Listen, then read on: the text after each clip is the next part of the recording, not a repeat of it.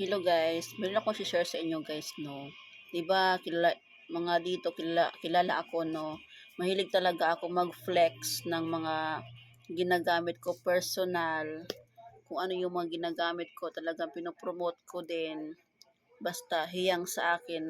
Meron akong mga in-order guys na napansin nyo, hindi ko na siya piniplex. Kasi sa akin pa lang is hindi siya hiyang. At paano pa kaya sa ibang tao? Ayaw ko kasing manloko. Ayaw ko mag-flex ng ganito ganyan na hindi naman effective sa akin. Nagfe-flex lang ako guys sa mga product na talagang hiyang sa akin. Tulad nung nakapin sa akin na sunblock na yan, nakapin po yan. Kung mag-visit kayo sa aking profile guys, nakapin dyan. Yung sunblock talaga forever ko nang gamit yun.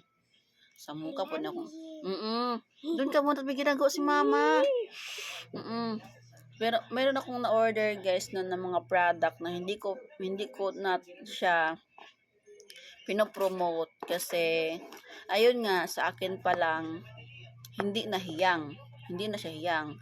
Ayoko kasi sabihin sa mga tao na super effective to, ganito ganyan, ano palang ano na ganito ganyan. Ayokong ganon, ayokong manloko ba. Kasi kawawa naman yung mag-order na hindi pala hiyang. Sa akin pa lang, hindi na hiyang. Manloko ka ng tao, masabihin ng tao, sinungaling to, ganon, gito, ganyan ba.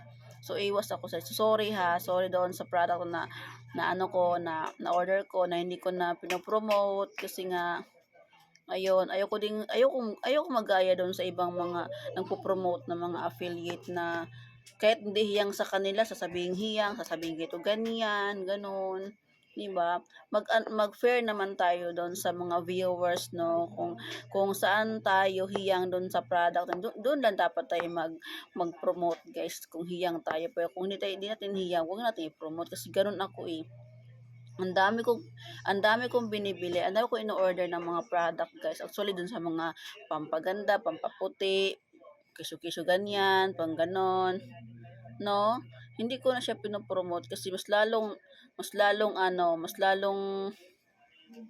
naging worst pa. Kaya tinigil ko na at hindi ko na rin siya. Talagang tinambay ko na lang siya guys. Punong-puno pa yun ha. Na ilang gamit lang ako, 3 days ko lang gamit yun. In-stop ko na. Kasi hindi po talaga siya effective sa akin. Nandun lang sa kwarto. So, nag-back to ako. So, dati kong gamit, bumalik ako doon. Oo. Kaya ganoon dapat tayo na huwag tayo manloko ng mga tao, makabinta man lang. Huwag natin sabihin na ganito ganyan, na software effective nito ganyan. No? So mga ano kayo, mga manloko kayo. So susunod din na kayo orderan ng mga tao kasi nanloko kayo. 'Di ba? So maging fair na lang tayo. Kung product na in-order mo hindi ka hiyang, so wag mo na i-promote kasi hindi ka na nga hiyang, ipo-promote mo pa. 'Di ba? So ano mo pagpaliwanag sa mga tao? Paano may paliwanag sa mga tao? Kung may magtanong sa iyo, sa iyo pa lang hindi effective. No? So, ganun ako. Kung hindi effective sa akin ang product na yun, hindi ko na siya pinopromote. Tinitigil ko na. Gusto ko nga tanggalin, mas maganda guys, tanggalin nyo sa basket nyo eh. Tanggalin nyo sa basket nyo kasi ang mangyayari kasi dyan, kayo lang din ang masisira sa mga viewers nyo. Oo, sa mga client ninyo. So, mas maganda na tanggalin nyo lang sa basket nyo at huwag nyo siyang i-promote. Kahit malaki pa ang komisyon na yan, guys.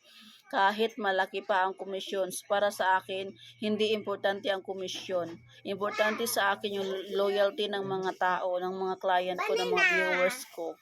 Hindi ako nagbabase sa komisyon, guys. Porket malaking komisyon, sige na ka na-promote kahit hindi mo hiyang. No? Meron kasing iba kasing ingay mo naman.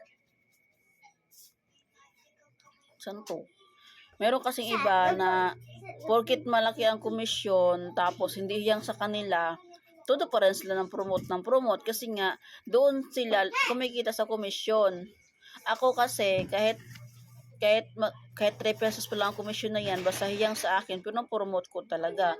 Pero kung malaki ang komisyon mo na hindi ka man hiyang sa akin, sorry, hindi kita ipopromote talaga. Pasensya na. Hindi ako mukhang pera. Doon ako sa loyalty ng mga tao. Okay? So, dapat gano'n din tayo ng mga affiliate, mga kapwa ko affiliate. Huwag tayong mandaya ng viewers natin, huwag tayong mandaya ng mga client natin. So, yun lang.